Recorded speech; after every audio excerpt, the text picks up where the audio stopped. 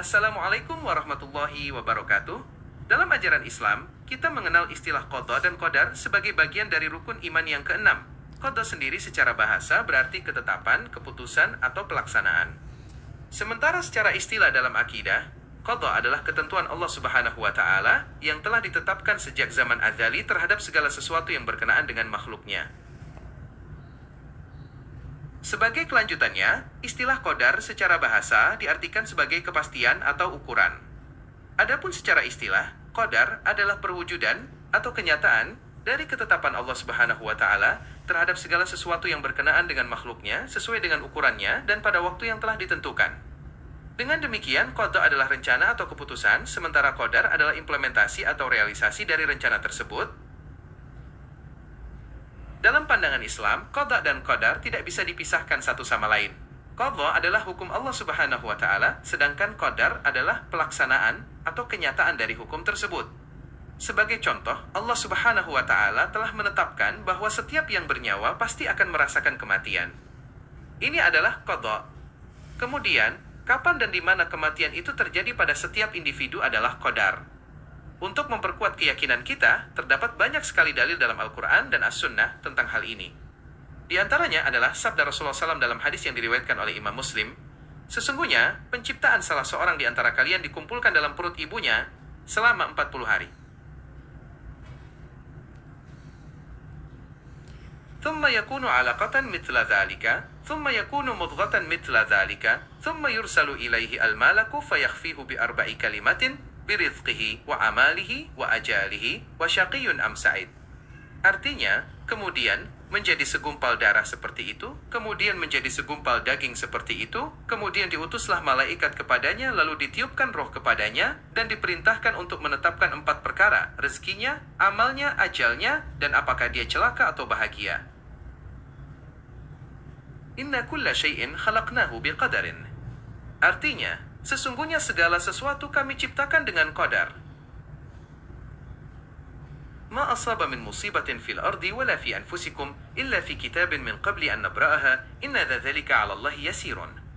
Artinya, tidak ada bencana yang menimpa di bumi dan tidak pula pada diri kalian sendiri melainkan telah tertulis dalam kitab sebelum kami mewujudkannya.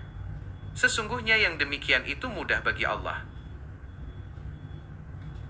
Wa in yamsaska Allahu bidurrin fala kashifa lahu illa huwa wa in yamsaska bi khairin fahuwa 'ala kulli syai'in qadirun. Artinya, dan jika Allah menimpakan suatu bahaya kepadamu, tidak ada yang dapat menghilangkannya kecuali Dia sendiri.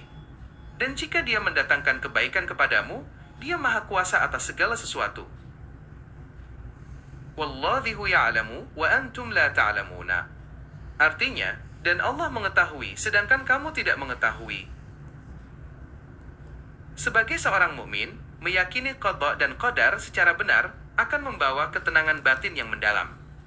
Hal ini karena kita menyadari bahwa segala sesuatu yang terjadi di dunia ini, baik yang menyenangkan maupun yang tidak, sudah tertulis dalam ilmu Allah Subhanahu wa Ta'ala dan merupakan bagian dari takdirnya. Keyakinan ini menghindarkan kita dari sifat gelisah, keluh kesah yang berlebihan, serta rasa dendam, karena kita tahu semua yang terjadi adalah yang terbaik menurut kebijaksanaannya.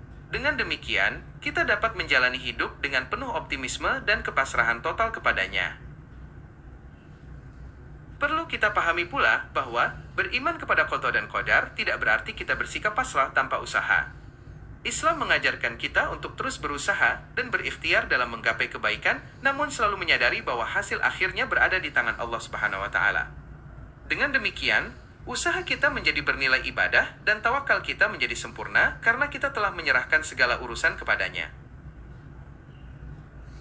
Sebagai tambahan, mari kita lihat bagaimana keyakinan qadha dan qadar juga mempengaruhi perilaku sosial dan etika kita. Ketika kita menyadari bahwa rezeki dan kedudukan telah diatur oleh Allah Subhanahu wa Ta'ala, kita akan terhindar dari sifat serakah, iri, dan dengki terhadap sesama. Sebaliknya, kita akan lebih mudah bersyukur dan berempati kepada mereka yang kurang beruntung, karena kita tahu semua bagian telah ditetapkan dengan adil dan penuh hikmah. Sebagai penutup, penting untuk disadari bahwa keyakinan kepada qadha dan qadar bukanlah alasan untuk berputus asa dari rahmat Allah Subhanahu wa Ta'ala. Sebaliknya, ini adalah sumber kekuatan moral bagi setiap muslim untuk terus berjuang memperbaiki diri dan lingkungannya dengan keyakinan bahwa hasil akhirnya akan selalu sesuai dengan kebijaksanaannya yang tak terbatas. Sebagai pelengkap, mari kita renungkan bagaimana keyakinan qadha dan qadar menjadi benteng pertahanan mental yang kokoh saat menghadapi cobaan hidup. Ketika seorang muslim dihadapkan pada musibah, kesedihan, atau kegagalan, keyakinan ini menyadarkannya bahwa segala kejadian tersebut telah berada dalam rancangan ilahi yang penuh berkah, sehingga ia tidak akan terpuruk dalam keputusasaan melainkan berusaha untuk bersabar dan mencari hikmah di baliknya.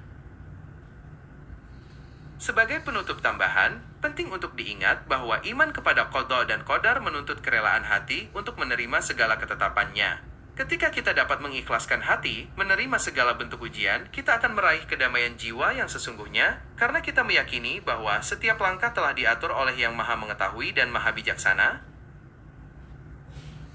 Semoga kita selalu dianugerahi ketabahan dan keikhlasan dalam menjalani setiap takdir yang telah ditetapkan, serta senantiasa berada dalam perlindungannya hingga akhir hayat nanti.